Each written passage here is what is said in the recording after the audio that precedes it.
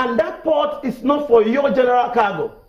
Yes, they may want you to come in there, but they are charging you. What is the chamber doing? Because you have members who are not really happy about the development concerning the Sapele Warri ports and those other ports that would have been able to do, business.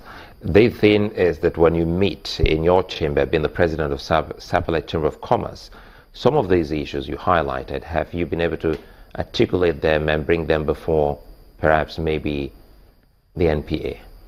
Well, this is an issue that's been reoccurring. We've said it several times and time again. Now, but the issue between the government and the private sector, it is not that the government does not know what to do. Just like a saying in the Yoruba, the adage, it is difficult to wake up a man that is pretending to be sleeping than to wake up a man that is actually sleeping. Okay? Now, the government know it as I know it. But they deliberately would not want to listen to you. Because for everything they do, self is attached.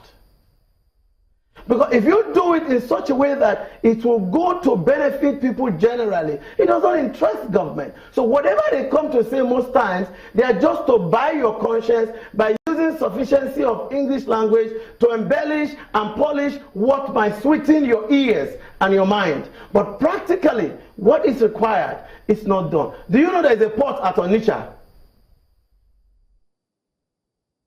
Do you know that if that port is in Onitsha, the only way it can be assessed is that the channel that goes through Warri to Onitsha is heavily loaded with sand. It is not dredged. But the government that created that Onitsha port, it was the purpose of heavy goods going in. But because big vessels can't go there, there are barges. I think we'll come back and talk more on those problems and also take some questions from Abuja because Malpe is itching to ask in some questions. That'll be after now. Stay with us.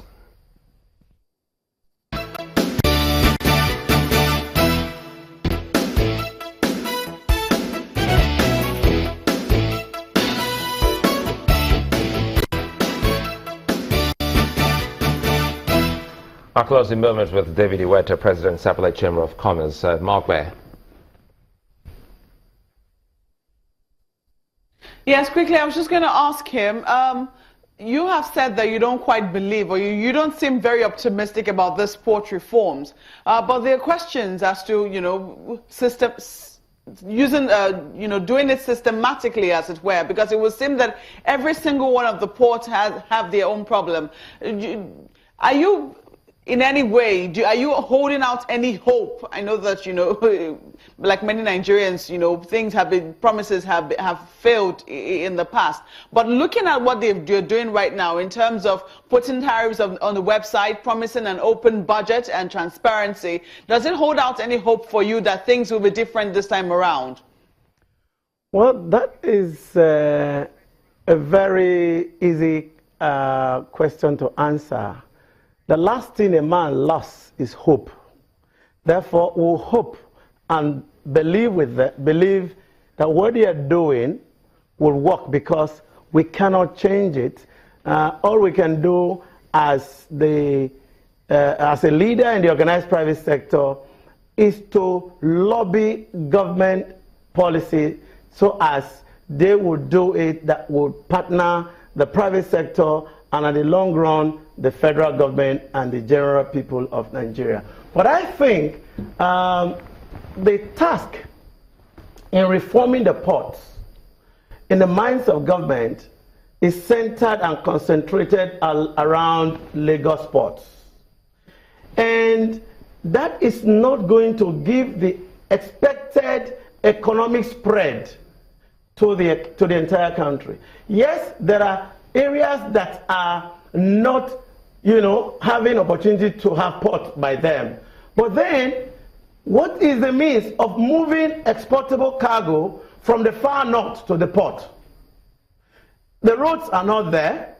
The rails are not there. So your own commodity will not be competitive to be transported by road transport with expensive diesel to the port and still make meaning at the export markets. So the problem is huge, and except they sit down with people that could galvanize the problem as they are, to say, yes, you want to reform. Just in sympathy with what she said, if she spends so much money in dredging a particular channel, and the revenue that will accrue from that investment does not commensurate the investment, it's not worth the trouble. Because right now, all effort in Nigeria is import-bound cargo, not export. So when you are reforming the port, what is the volume of export you are targeting by year 2017? What volume are you expecting year 2018? What volume are you expecting? So you need to make a projection. In this country, I listened to the story by the Minister for Agriculture. The totality of the storage capacity of grains we have is 2.5 million metric tons. Only this year, there is drought in South Africa, and they have shortage of maize, and they urgently require to import 2 million metric tons of maize. South Africa. And all we have here in totality is 2.5 million metric ton storage silo. So we have not addressed the issue that will make export, the port, vibrant. And again, if you look at Lagos Road into the port, there are roads that we call port roads. Port roads are not built on asphalt.